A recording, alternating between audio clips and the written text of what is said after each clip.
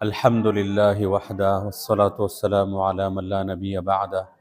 اما بعد فاعوذ باللہ من الشیطان الرجیم بسم اللہ الرحمن الرحیم۔ رجب کا مہینہ چل رہا ہے، تو رجب کے مہینے میں شب معراج کے بارے میں بہت سارے باتیں جو لوگوں میں مشہور ہے، اس کے متعلق تھوڑی سی وضاحت کرتے ہیں تاکہ صحیح بات ہمارے سمجھ میں آ جائے اور ہمیں جو ہے علم ہو جائے اس کے بارے میں۔ رجب کی 27ویں رات کے بارے میں اگرچہ مشہور یہ ہے کہ یہ شب معراج ہے، لیکن یقینی طور پر نہیں کہا جا سکتا کہ یہ وہی رات ہے جس میں نبی کریم صلی اللہ علیہ وسلم معراج پر تشریف لے گئے تھے، کیونکہ اس کے بارے میں روایات مختلف ہے۔ بعض روایات سے معلوم ہوتا ہے کہ آپ صلی اللہ علیہ وسلم ربیع الاول کے مہینے میں تشریف لے گئے تھے، اور بعض روایات میں رجب، بعض روایات میں ربیع الثانی، بعض روایات میں رمضان اور بعض میں شوال کا بیان بھی آیا ہے۔ اس لیے پوری یقین کے ساتھ نہیں کہا جا سکتا کہ کون سی رات صحیح معنی میں معراج کی رات تھی۔ اگر یہ کوئی مخصوص رات ہوتی اور اس کے بارے میں خاص احکام ہوتے تو اس کی تاریخ اور مہینہ محفوظ رکھنے کا اہتمام کیا جاتا، جبکہ شب معراج کی تاریخ قطعی طور پر محفوظ نہیں، لہٰذا یقینی طور سے 27 رجب کو شب معراج قرار دینا درست نہیں۔ ہاں، یہ ایک مشہور قول ضرور ہے،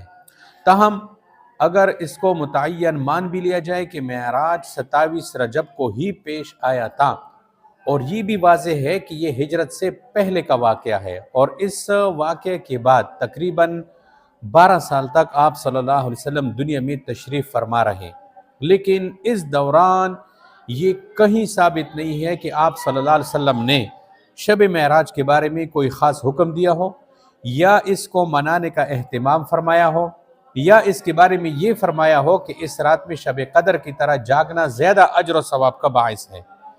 نہ تو آپ علیہ السلام کا ایسا کوئی ارشاد ثابت ہے، اور نہ آپ علیہ السلام کے زمانے میں اس رات میں جاگنے کا اہتمام ثابت ہے۔ نہ خود رسول اللہ صلی اللہ علیہ وسلم جاگے، اور نہ صحابہ اکرام رضی اللہ عنہم کو اس کی تاکید فرمائی، اور نہ صحابہ اکرام نے اپنے طور پر اس کا اہتمام فرمایا۔ پھر جو ہے سرور کائنات محمد الرسول اللہ صلی اللہ علیہ وسلم کی دنیا سے تشریف لے جانے کے بعد تقریباً 100 سال تک صحابہ اکرام دنیا میں موجود رہے۔ اس پوری صدی میں صحابہ اکرام رضی اللہ عنہم 27 رجب کو خاص اہتمام کر کے نہیں منایا، لہٰذا جو چیز نبی پاک صلی اللہ علیہ وسلم نے نہیں کی، اور جو آپ علیہ السلام جو آپ کے صحابہ اکرام نے نہیں کی، جبکہ اس وقت بھی اس کا موقع موجود تھا، تو اس کو دین کا حصہ قرار دینا یا اس کو سنت قرار دینا یا اس کے ساتھ سنت جیسا معاملہ کرنا، یہ بدعت ہے اور اس سے اجتناب کرنا چاہیے۔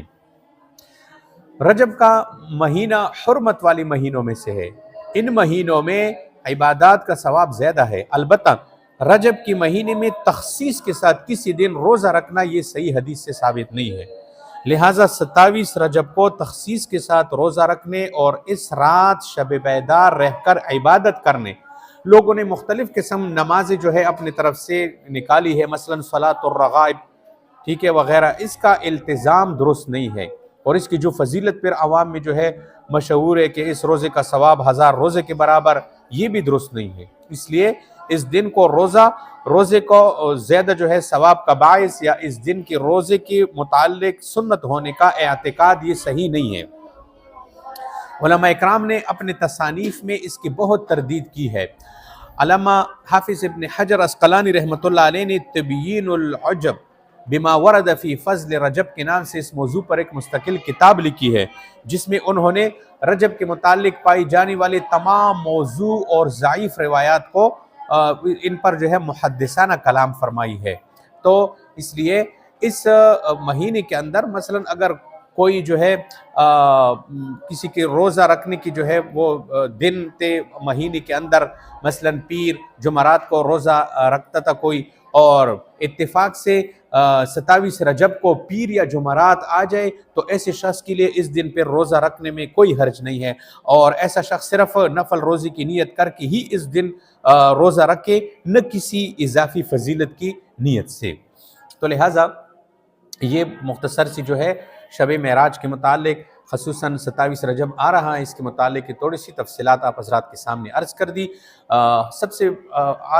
ضروری بات یہ ہے کہ شب معراج حضور صلی اللہ علیہ وسلم کو اللہ تبارک و تعالیٰ نے کرائی ہے، تو وہاں جو جو واقعات آپ علیہ السلام نے بیان فرمائے، دوزخیوں کو دیکھا اور دوزخیوں کے جو سزائیں آپ علیہ السلام نے دی کہ جن جن گناہوں پر لوگوں کو مختلف قسم کی سزائیں ہو رہی تھی، تو ہمیں چاہیے کہ ان کا مطالعہ کریں اور ان گناہوں سے اپنے آپ کو دور رکھیں، اور خصوصاً جو نماز کا جو تحفہ لے کر آئے ہیں اللہ تبارک و تعالیٰ کی طرف سے، تو اس کا جو ہے اہتمام، اس کے اوپر زور، اس کی طرف لوگوں کو متوجہ کرنا، خود بھی اس کی پابندی کرنا، تو یہ سب سے جو ہے اہم بات ہے۔ اللہ تبارک و تعالیٰ سے دعا ہے کہ اللہ تبارک و تعالیٰ ہمیں سنت پر چلنے کی توفیق عطا فرمائے، بدعات سے، رواجوں سے اللہ تبارک و تعالیٰ ہماری حفاظت فرمائے۔ وآخر دعوانا ان الحمد للہ رب العالمین۔